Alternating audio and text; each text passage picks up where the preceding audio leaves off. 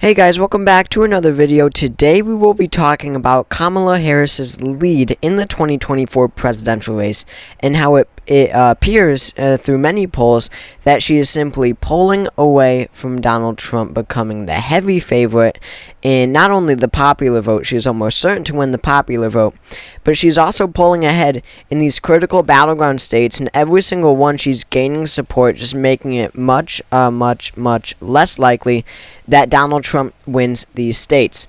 You know, for example, just looking at the national numbers, she's now at 2.9% nationally. That's tied for her biggest lead in the popular vote yet in this election cycle. We see that just on August 1st, we'll go to the start of the month. It's currently August 19th. And on August 1st, she was at 1.2% lead nationwide. Today, just 19 days later, she stands at 2.9. She's gained 1.7% in the popular vote in just 19 days. If it, it's marginal, it's very small, but if that trend continues to election day, obviously it won't, but if that were, just to prove a point, she would have a tremendous lead. You can even see it in these polls. I mean, when you go back to the end of July, we see that Trump led the vast majority of polls. He was up by 1, by 3, by 4%. It wasn't looking good for Harris at the end of July. And then, as August approaches, Kamala Harris starts to take the lead in some of these polls. And from there, she never looks back. And today, she leads in every single new poll. The only one, or almost every single, I should say. The only recent poll that didn't show her in the lead was from RGM Research that showed Donald Trump up by 2%. But you see that about 95% of the most recent polls show that Kamala Harris is leading the popular vote. Now, that'd be much simpler if it was just the popular vote, but the election outcome is decided by the Electoral College, of course. So, it goes by each state. It's not just a national vote. Each state's vote matters. But when you look even in these state polls, Harris is simply she is just gaining in every single state.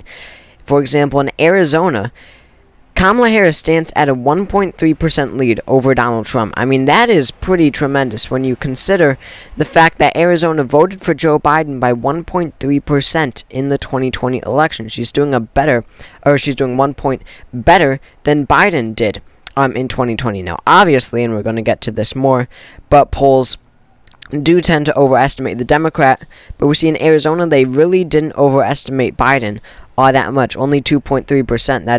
That's not that much compared to other states. So if Kamala Harris can get a 3-point lead in Arizona sometime soon, then Arizona is 100% under her belt, because I doubt the polls will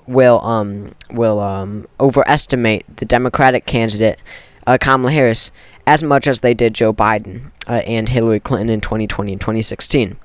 But you see, just, to bring this up, at the beginning of the month, on August 1st, Donald Trump was ahead in Arizona by 2.3%. Arizona was looking like one of his best swing states. I mean, he was leading by 5% in this state in many polls. But Kamala Harris has been able to come back, and she is pulling away. You could just see the trend. I mean, if this trend continues, Kamala Harris is in a very good position. But it doesn't just end there. We are seeing this in literally every single swing state poll. For example, Michigan is really shocking, because every day that passes, it seems like Michigan is honestly a state that we don't even have to talk about that much. I mean, she is so ahead in Michigan, and simply just pulling away in the state of Michigan, just diminishing Trump's chances in Michigan. We see that she's currently ahead by 3%. Biden only won it by 2.8%, so once again, she's outperforming Joe Biden in the state of Michigan. And then, you move on to Pennsylvania. She's ahead by 1.7%. Joe Biden won it by 1.2%. She's doing better than Biden's 2020 margin. And again, at the beginning of the month, she was ahead by 0.1%. Today, she's ahead by 1.7%. The Harris campaign has done something just tremendous when, on their part, that we really don't typically see in presidential elections. Georgia is the one the one battleground state that Harris is not particularly performing well, and Georgia does not look very favorable when it comes to their chances. But then again, Joe Biden didn't look very favored in the state back in 2020. But you see, in August, Donald Trump was ahead by 1. Now Donald Trump is ahead by 1. So we're basically even. There was a brief point where Kamala Harris took a lead by 0.2%, but now Donald Trump is back. So finally, I'll just go to one more, or maybe a couple more swing states. But in Wisconsin, again, you could just see Harris is now ahead by 3.5. At the beginning of the month, she was ahead by 1.2. I mean, it's just tremendous.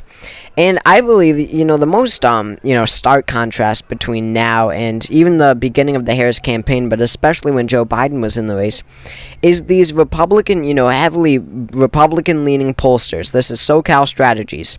We see that Red Eagle Politics sponsored this poll, which is another YouTube channel I'm sure many of you guys have heard of, who is I believe admittingly biased and, for a conservative sort of audience. Many conservative channels like to use SoCal Strategies, to bring up their numbers to prove that Donald Trump will win the election. But even SoCal says that Kamala Harris in their new poll is ahead by 2% with leaners, and among registered voters up 2% again. This was a poll of 1,000 respondents. So that probably doesn't translate to a victory in the Electoral College because, again, the Democrats do need to win the popular vote by somewhere like not 5%, but at least 3.5% or maybe 3% to win the Electoral College. But still, these SoCal polls, every single one showed Trump ahead big time in the popular vote, even, in the beginning of the Harris campaign, but especially when Biden was in the race, they had just outrageous numbers that showed Trump way ahead in the popular vote. So the fact that SoCal, even SoCal, is saying that Harris is ahead in the popular vote by any margin is incredible. It's just insane for the Harris campaign. And, this also goes for Rasmussen Reports, which is a heavily Republican-leaning organization. They showed Kamala Harris ahead by 3 in Michigan and by 1 in Pennsylvania. That, you just don't see those types of numbers from Republican-sponsored organizations typically. So it's clear, it is so obvious that Kamala Harris has been able to do something for whatever she's doing. She has been able to pull ahead from Trump. Trump is clearly making 0 gains, even the state where, he's not losing ground that much, Georgia. He is certainly not making gains. So he is falling flat. I've been saying this from the beginning of the Harris campaign. Harris can do stuff to gain support from non-Democrats, right? Maybe apolitical people. But Donald Trump is absolutely at his ceiling. He is out of support. I mean, it's not really possible for him to gain this much support. He is at his ceiling. There were a lot of people, at least with Harris in the race. With Biden, a lot of people who like to typically vote but are just unhappy about the state of the country. It seems like, with prices and everything, they were kind of looking at Trump for the first time ever. But with Harris in the race, she is a new, fresh face. And, just this contrast, especially after the debate, the contrast between Harris and Trump to voters will just be too much for the Trump campaign. He is at his ceiling. I don't feel that he can gain any more substantial amount of support on top of where he is. And I don't think it could possibly be enough to win the election. So when you look at these numbers, you've got Harris way ahead in Michigan, increasing rapidly in Pennsylvania, increasing rapidly in Wisconsin. Her numbers look very good in Wisconsin, but then again, polls do overestimate Democrats in Wisconsin typically. You've got I did not look at Nevada. Now, Nevada polls are interesting. They always underestimate the Democrats typically in elections. But that being said, Harris does still have a lead. Donald Trump just 2 days ago, literally, was ahead by 1.2.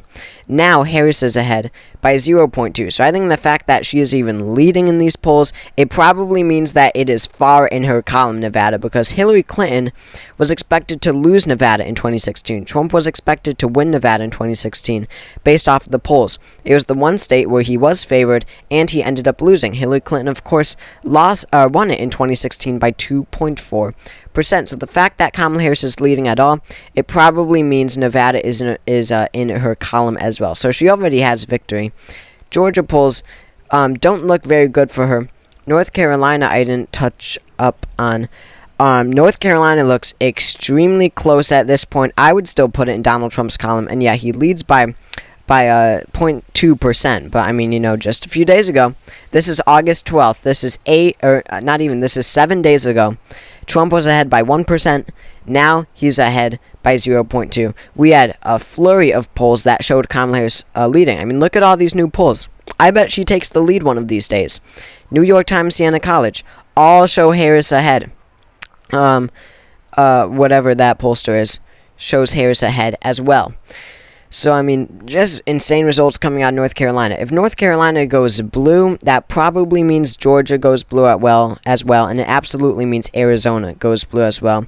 And then you're looking at, an electoral really landslide in today's politics, and you're also looking at Florida becoming competitive, Texas becoming competitive, some of these other states, Ohio becoming competitive, some of these other states as well. So, I mean, we